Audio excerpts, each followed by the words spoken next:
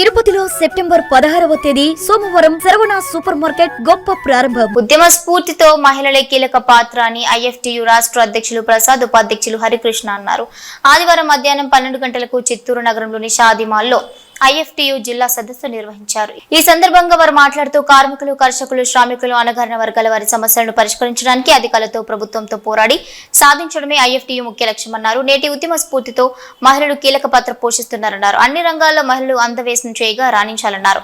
అణగారిన వర్గాల సమస్యల పరిష్కారానికి రాష్ట్ర వ్యాప్తంగా ఉద్యమ స్ఫూర్తిని నింపడానికి సదస్సులు నిర్వహిస్తున్నామన్నారు. ఈ కార్యక్రమంలో జిల్లా కార్యదర్శి సురేంద్రనాథ్, నాయకులు వెంకటరత్నం, వెంకయ్య, కొత్తపల్లి సుబ్రహ్మణ్యం, ధనలక్ష్మి, వెంకటరత్న లక్ష్మి, రమేష్, షాహినా, ప్రవీణ, పెద్ద ఎత్తున అంగన్వాడీలు, మిడ్ డే మీల్స్ వర్కర్లు, గ్రీన్ అంబాసిడర్లు, మహిళా కార్మికులు పాల్గొన్నారు.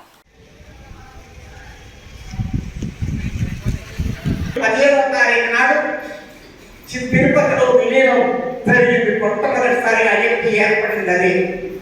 ఇవాళ చిత్తూరు కేంద్రంగా కాబట్టి చైతన్య గారి నేతృత్వంలో మరొక కొత్త బృందం కూడా ఆహ్వానిస్తున్నాం, స్వాగతిస్తున్నాం. మీ అందరికీ విప్లవ చేసేది తెలియజేస్తున్నాం ఐఎఫ్టి రాష్ట్ర కమిటీ నుంచి. ఈ సభలో మహిళలు 90% మంది ఉన్నారు. దాదాపు 200 మందికి పైగా ఈ హాల్లో ఈ సదస్సుకు హాజరైతే 30-40 మంది తప్ప మిగతా అందరూ కూడా మహిళా కార్మికులే. పాల్గొనే చరిత్ర ఉంది. 30 సంవత్సరాల కింద కాల్పులు జరిగి 5 కార్మికులు కూడా చనిపోయారు. ఐఎఫ్టి నాయకత్వాల చాలా గొప్ప పోరాటం విజయనగరం జిల్లా. అయితే మహిళలు పాత్ర ఐఎఫ్టి ఉద్యమంలో తెలంగాణలో బీడీ మహిళలు కానీ 90% మంది మహిళలే ఉన్నారు. అదేవిధంగా నెల్లిమండ ఉద్యమంలో మహిళలే ప్రధాన పాత్ర పోషించిన ఇవాళ కార్మిక సంఘాల్లో చిత్తూరు జిల్లాలో ఒక వరవడిగా మారింది. ఇది కూడా మా ఐఎఫ్టి రాష్ట్ర కమిటీ చాలా హర్షిస్తున్నది.